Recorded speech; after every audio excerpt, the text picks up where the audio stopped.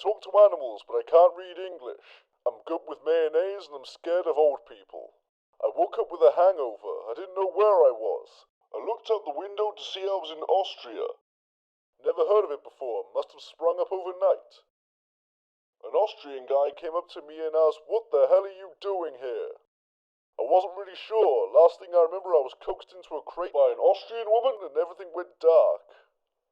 But that doesn't explain how I got here, so instead I asked, "What are you doing here?" I saw the guy thinking. I literally saw his brain moving. He said, "I don't know what I'm doing here, but I sure as hell ain't staying here." So I decided to hitchhike out of this place. I came up with a genius plan to get picked up, so I stood outside with my thumb pointed towards the sky. I thought to myself, I'll be out of here in no time. A car stopped first time, the first car I saw. He rolled down his window.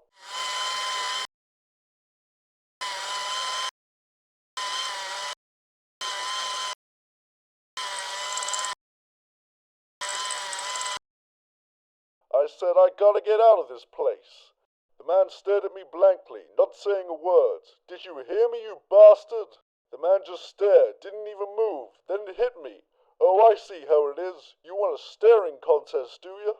So I stared at this man for a while. Days, maybe even weeks went by. I don't know. I got lost in his beautiful eyes. Suddenly he blinked. I said, "I got you, you bastard, you blinked."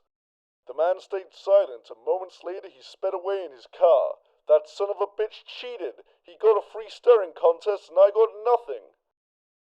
I pointed my thumb towards the sky again and another guy stopped after only a few days.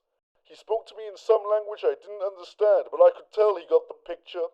I got in the car and sat in silence. Now I'm not one for awkward silences, but this guy really took the medal for not saying a word the whole trip. He drives me all the way to the airport. I missed my flight several weeks ago, but I used my charm and good looks to get me onto the next flight out of there. I didn't know where I was heading, but I was heading there. On the plane I was so dehydrated I opened my mouth and only dust came out. Dust out of every hole. I raided the fridge and found a pufferfish.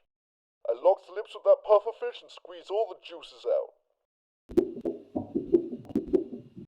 I looked around and there was a gang of old people on the plane. I yelled, "Who put these mother-flipping granddads on my mother-flipping plane?" These oldies looked suspicious, something fishy about them, I could smell it. So when we got off the plane I followed them for miles. They went to a library, must be their secret gang hideout, I thought. I knew I had to interrogate one of them to find out their secret plans. So I got a bin bag and bagged the most elderly looking one. Suddenly the oldies jumped me. They hobbled towards me with their canes at the ready. I swung that bin bag around my head and threw the old lady at them.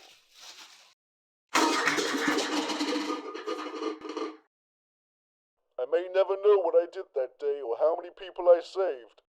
But when I looked around me and saw those concussed pensioners on the floor, I knew I'd done a good thing.